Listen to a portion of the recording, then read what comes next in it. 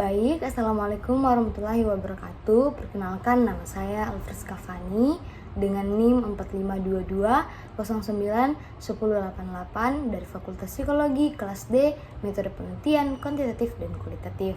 Jadi melalui video ini saya akan membahas materi yang kedua mengenai konsep dasar penelitian kuantitatif. Jadi sebagai pembukanya kita akan mengenal manusia itu sendiri. Jadi manusia itu sendiri adalah manusia yang sangat istimewa dan diberi sifat serba ingin tahu. Manusia dengan rasa ingin tahu ini, atau manusia dengan rasa ingin tahu yang tinggi terhadap suatu objek, membuat manusia dituntut untuk melakukan penelitian. Nah, agar penelitian yang dilakukan ini berjalan secara baik dan secara dinamis, maka penelitian itu sendiri harus dilakukan secara sistematis dan berkesinambungan sehingga dapat memperoleh kesimpulan baru dan tidak berulang-ulang. Kemudian penelitian yang baik adalah penelitian yang harus memenuhi aturan atau memenuhi metode-metode yang sudah ditentukan, yakni dengan menyertakan metode yang sesuai dengan objek yang diteliti sehingga akan menghasilkan data-data yang sesuai dengan apa yang terjadi di lapangan. Nah, kemudian penelitian ini berarti mencari. Jadi definisi dari penelitian itu sendiri adalah mencari, kemudian bisa menjelajahi, kemudian bisa memvalidasi, ataupun menemukan kembali secara berulang-ulang. Nah, penemuan kembali secara berulang-ulang ini dilakukan untuk membangun sebuah aturan atau memvalidasi sebuah teori yang sudah ada.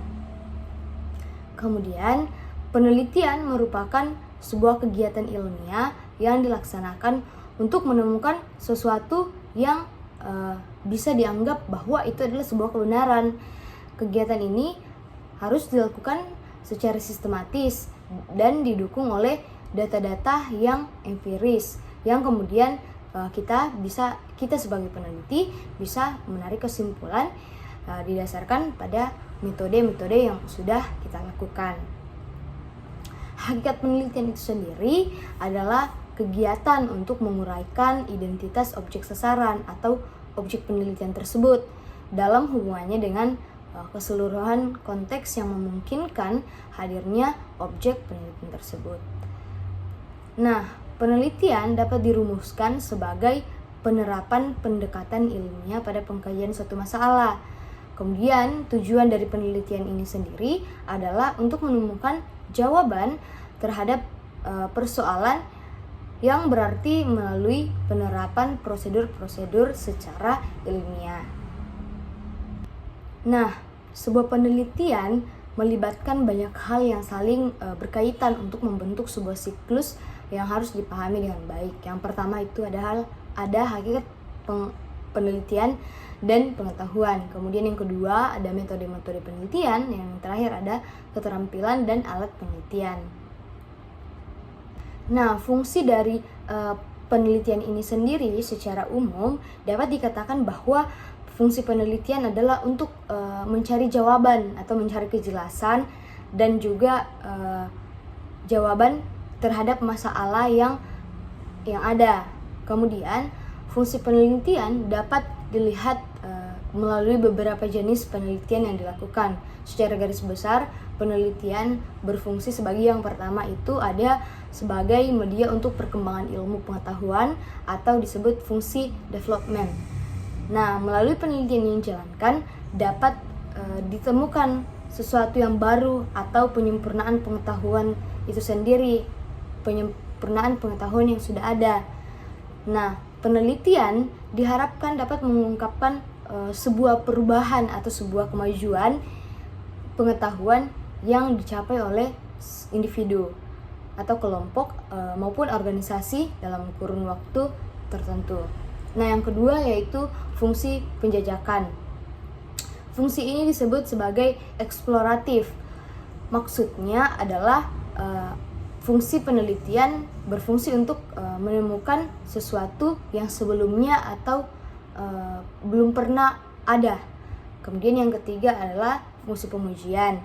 Nah, fungsi ini disebut sebagai fungsi verifikatif, yang artinya penelitian berfungsi untuk menguji sebuah kebenaran pengetahuan yang sudah ada. Dan yang keempat yaitu membantu manusia untuk meningkatkan kemampuan dalam menginterpretasikan fenomena-fenomena yang terjadi dalam masyarakat atau sekitarnya yang bersifat kompleks dan saling terkait. Nah, selain itu, ada juga fungsi penelitian yang dapat diuraikan berdasarkan sudut pandang dan aspek penelitiannya. Yang pertama itu ada fungsi penelitian berdasarkan jenis penelitian. Yang pertama ada penelitian dasar atau basic research. Nah, penelitian dasar ini disebut sebagai penelitian yang murni atau penelitian pokok yang berfungsi untuk menambah pengetahuan, prinsip-prinsip dasar, hukum-hukum ilmiah, dan meningkatkan pencarian dan metodologi ilmiah. Nah, yang kedua ada penelitian terapan. Nah, penelitian terapan ini bersifat abstrak dan umum dalam bidang tertentu, bukan pengetahuan yang bersifat universal. Yang ketiga atau bagian C yaitu penelitian yang evaluatif. Penelitian evaluatif adalah penelitian yang difokuskan pada suatu kegiatan yang berbentuk program, kemudian proses ataupun hasil kerja. Sedangkan unit dapat berupa tempat, organisasi, atau sebuah lembaga. Yang kedua ada namanya fungsi penelitian berdasarkan penelitian. Yang pertama itu ada penelitian deskriptif. Nah, penelitian deskriptif ini berfungsi untuk mendeskripsikan suatu keadaan, masalah, atau fenomena yang terjadi. Kemudian yang kedua itu ada penelitian prediktif. Penelitian prediktif ini adalah untuk memprediksi ataupun untuk memperkirakan apa yang terjadi pada saat yang akan datang. Jadi dia memprediksi sesuatu yang akan datang di masa depan. Kemudian penelitian impromptif. Nah, penelitian impromptif ini ditujukan untuk memperbaiki, meningkatkan dan menyempurnakan suatu keadaan, kegiatan, atau bahkan pelaksanaan suatu program. Yang berikutnya, yang keempat ada penelitian eksplanatif. Nah, penelitian eksplanatif ini ditujukan untuk memberikan penjelasan tentang hubungan suatu antar fenomena atau variabel. Berdasarkan tujuannya, penelitian dapat diartikan sebagai sebuah hal yang berantakan, namun nantinya pada akhirnya akan tersusun, semuanya akan dibersihkan serta tersusun rapi dengan hasil penelitian yang akan kita laporkan. Kemudian proses dari penelitian dapat dijabarkan dalam 4 langkah yang merangkum dalam 3 fase, yaitu fase persiapan, fase pelaksanaan, dan fase pelaporan. Kita akan melihat proses penelitian yang pertama, yaitu menemukan topik. Nah, dalam menentukan topik ini sendiri, kita harus melihat beberapa pertimbangan untuk kita bisa memilih apakah topik ini kita akan pilih atau tidak. Yang pertama itu ada pertimbangan objektif. Nah, dan yang kedua itu ada pertimbangan subjektif. Nah, yang kedua, kita perlu yang namanya pengkajian pustaka. Kegiatan ini atau penyusunan kajian pustaka ini bertujuan untuk kita mengumpulkan data dan informasi ilmiah berupa teori-teorinya, kemudian metodenya, atau pendekatan yang pernah berkembang dan telah didokumentasikan dalam bentuk buku, jurnal, naskah, ataupun catatan dan rekaman sejarah serta dokumen-dokumen lain yang mungkin bisa kita dapatkan di perpustakaan. Nah, melakukan kajian pustaka juga dapat memberikan manfaat bagi peneliti. Seperti yang pertama, peneliti akan mengetahui secara pasti jika permasalahan yang sedang ditulisnya belum pernah diteliti atau ditulis oleh orang lain dalam konsep ataupun pendekatan yang sama. Kemudian manfaat yang kedua itu mengadakan kajian literatur, memungkinkan peneliti mendapatkan sebuah ide yang baru ataupun tambahan informasi dan juga gagasan untuk menambah pengetahuan atau wawasan penelitian yang akan dilakukan.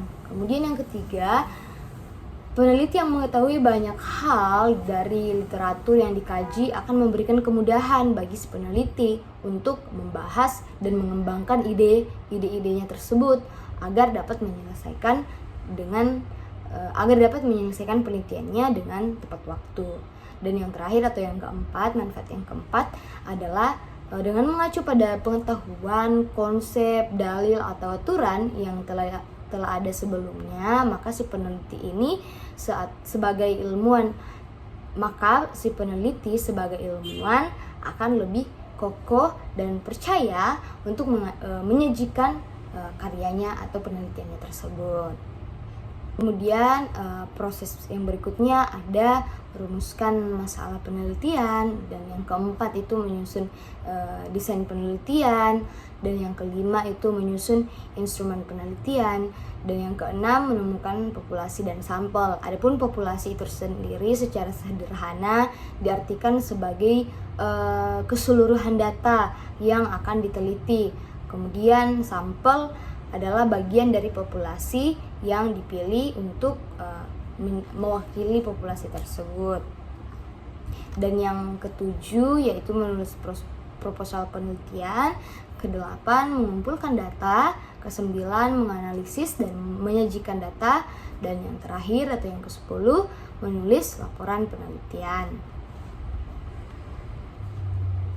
Baik, itu tadi dari saya pemaparan materi mengenai materi kedua, yaitu konsep dasar penelitian kuantitatif. Saya memohon maaf jika dalam video atau perkataan saya melakukan kesalahan penafsiran atau pemaknaan sebuah kata. Kurang lebihnya mohon dimaafkan. Sekian dari saya. Terima kasih untuk kesempatan menonton video ini. Assalamualaikum warahmatullahi wabarakatuh. Terima kasih. Sampai jumpa.